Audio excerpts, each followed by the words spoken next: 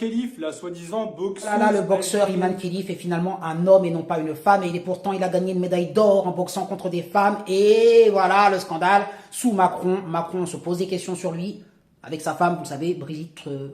Bon, non, je crois que Iman Khelif, un peu protégé par les JO et tout ça, et par la présidence Macron, ne se verra pas retirer sa médaille. Pourtant, il a été démontré qu'il n'avait pas de vagin, qu'il n'avait pas d'utérus. Je pense qu'une femme, ça a toujours un vagin et un utérus. Hein. Je veux bien qu'il n'ait pas de sein. À la limite, il y a des femmes qui ont une poitrine très plate. Mais on s'est rendu compte qu'il avait un micro-pénis. Je suis désolé. Et donc, même des bulles qui, effectivement, n'étaient pas apparentes, mais qui étaient bien rentrées et qui étaient présentes. Donc, le TikToker, vous allez voir, se trompe quand il parle de trans. Iman Khelif, pour moi, n'est pas un trans. Un trans, c'est quelqu'un qui est né avec, bien sûr, située à 100% masculin et féminin, et qui veut faire une transformation, hein, et qui a un processus de transition. Là, c'est autre chose. Je pense pas qu'Iman Khelif ait pris des hormones pour transitionner de quoi que ce soit. Non, malheureusement, il est androgyne quelque part. C'est-à-dire que c'est un androgyne qu'on peut, je sais pas si on peut estimer le pourcentage, mais apparemment 80% masculin. Bon, voilà. Il a des chromosomes X ou Y. Je vous rappelle, quand vous avez ça, vous êtes un homme. Hein. Vous vous rendez compte que elle avait des chromosomes X et Y. Et puis, il y a tous les gauchistes de la Terre qui nous sont tombés dessus. Parce que, soi-disant, on était des gros fascistes, qu'on n'acceptait pas, parce que, soi-disant, elle est algérienne et qu'on est des racistes anti-algériens. Et puis alors là, on a du lourd, attention, parce qu'on a un rapport médical de 2023 qui atteste, alors c'est un rapport médical qui vient de l'hôpital Bicêtre à Paris et d'un hôpital à Alger. Donc vous n'allez pas me dire que c'est juste la France qui veut discriminer les Algériens ou je sais pas quoi. Ça vient d'un hôpital parisien et d'un hôpital à Alger. Et selon ce rapport, écoutez bien, Iman Khelif a des chromosomes X et Y. Elle aurait des testes internes, un micro-pénis et pas d'utérus. Ça fait beaucoup, non?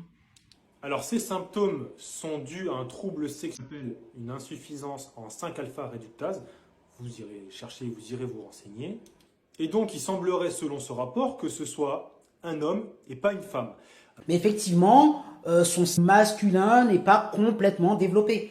Mais on peut supposer qu'avec les chromosomes XY, il a la force d'un homme, il a vous savez, hein, les hommes ont la densité osseuse plus importante, les fibres musculaires plus puissantes. Bon, les néo-féministes qui voudront nier la différence homme-femme pourront toujours me dire que non, hein, parce qu'on est dans cette idéologie wokiste une fois de plus, mais je suis désolé, un homme avec la testostérone, les chromosomes X et Y, la densité osseuse, les fibres musculaires, a plus de puissance qu'une femme. Voilà, eux, les wokistes, ont l'habitude de nier la réalité, mais la réalité, elle est celle-ci. Moi, la question que je me pose, c'est pourquoi cet homme qui a donc voulu se faire passer pour une femme, qui, encore une fois, je répète, n'est pas trans, pourquoi cet homme sachant parfaitement comment il était constitué, parce que quand tu as un micro-pénis, tu le vois. Bon, peut-être qu'elle savait pas, il ne savait pas qu'il avait, j'ai dit elle, hein, des testicules qui étaient internes. Mais je pense qu'il avait quand même, il voyait que son apparence d'une femme. Alors, moi, je ne veux pas le juger parce que je me dis que cet homme est en grande souffrance. Et il y a des hommes comme ça, androgynes, ou même c'est possible hein, d'avoir un vagin et tout est possible.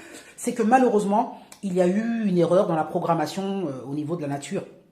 Et ça arrive. On va pas inventer une catégorie olympique. Comme on voudrait le faire à chaque fois, parce qu'il y a eu ensuite les Paralympiques. On va pas le mettre dans les Paralympiques. La question, c'est de se dire que malheureusement, parfois la nature est injuste et que quand vous avez un handicap, et c'est ce qu'a Iman Khelif, c'est-à-dire qu'Iman Khelif a un handicap. La communauté algérienne en expliquant que je n'étais pas féministe parce que je discriminais Imen. Mais Imen est un homme. Et le pire, c'est que le CIO était au courant de ce rapport et qu'ils ont laissé donc un homme frapper des femmes sur un ring. Mais rappelez-vous aussi de la combattante hongroise Luca Amori qui a été accusée de mettre de l'huile sur le feu tout simplement parce qu'elle sous-entendait qu'elle allait devoir se battre. Eh bien malheureusement, si vous avez une passion qui est contraire à cet handicap, eh bien vous ne pouvez pas exercer votre passion. La passion d'Iman Khelif, c'est la boxe, pardon.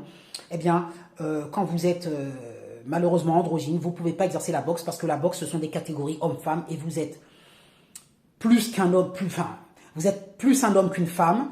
Donc moi, je pense aujourd'hui que Iman Khelif devrait boxer chez les hommes. Voilà.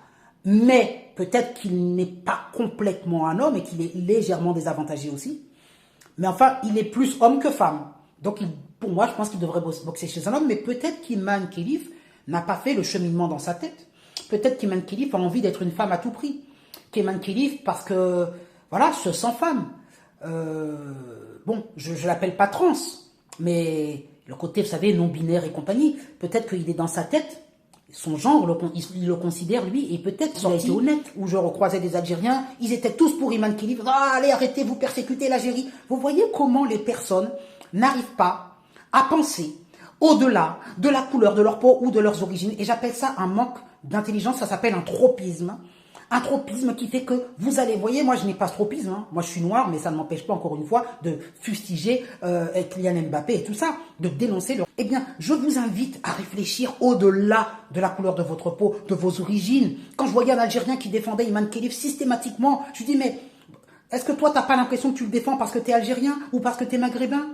Réfléchis un peu au-delà de ça et arrête de dire « Ah ben les Blancs, les Français ou je sais pas quoi veulent persécuter l'Algérie, les Algériens, gna, gna, gna, et défendre. » Tu vois bien que le boxeur a l'apparence très géniale d'ailleurs, c'est qu'ils se disent « J'ai fait un cheminement et je vais désormais rendre cette médaille et j'irai boxer désormais avec les hommes. » Voilà ce que j'attendrais de lui, ce qui serait logique. Et puis les journalistes malhonnêtes qui ont fustigé toute la droite et tout ça, soi-disant mal pensants, eh bien j'attends d'eux aussi... on appelle ça un exercice de contrition, d'honnêteté et d'interviewer à nouveau cet Iman Khelif ou même sans l'interviewer en disant je reconnais avoir défendu cette boxeur, et m'être trompé et aujourd'hui je lui demande de revenir sur mon antenne pour pouvoir s'expliquer. Si tu es un journaliste honnête, tu fais cela. Mais évidemment, motus, bouscousu, on n'entend plus parler, voilà, ça va passer, voilà.